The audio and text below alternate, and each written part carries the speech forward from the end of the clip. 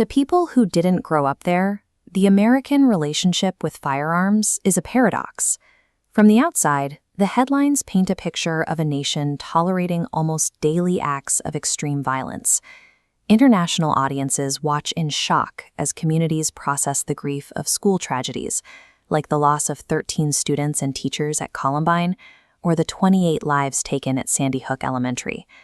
They see the devastation extend to other public spaces, 9 churchgoers murdered in Charleston, or the 58 people killed during a country music festival in Las Vegas.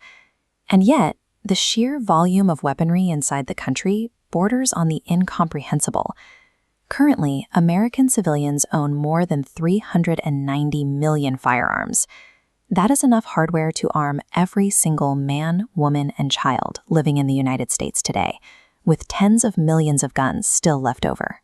Facing these statistics and recurring tragedies, foreign observers ask a single repeating question: why does the country seem to do nothing to stop it? The answer requires looking past the breaking news alerts to an everyday reality. For millions of Americans, guns hold no association with crime.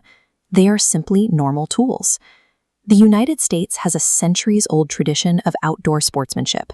Hunting game like deer, elk, duck, and moose is deeply embedded in the national heritage.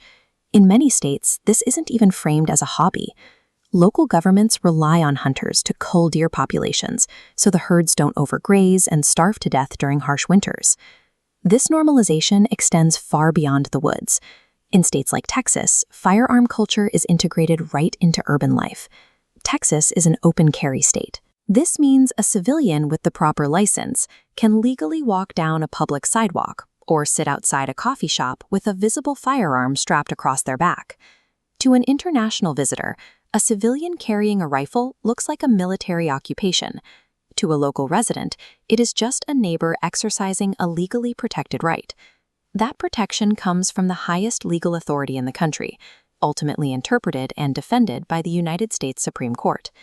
The debate pivots on a single sentence drafted in 1791, the Second Amendment of the Constitution.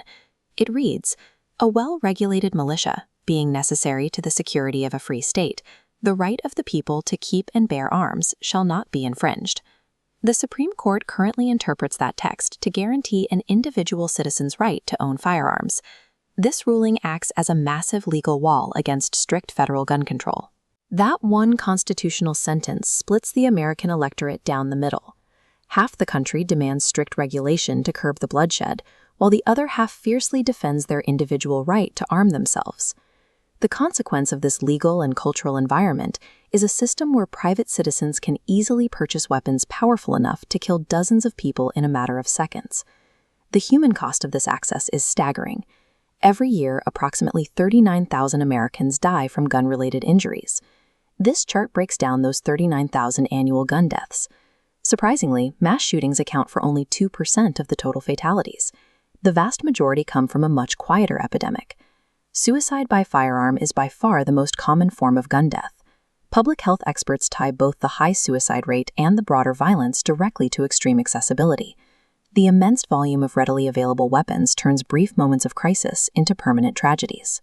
As long as firearms remain a normalized part of daily culture and carry strict constitutional protection, the United States will remain locked in this deadly political stalemate, leaving the rest of the world watching and wondering when the tipping point will arrive.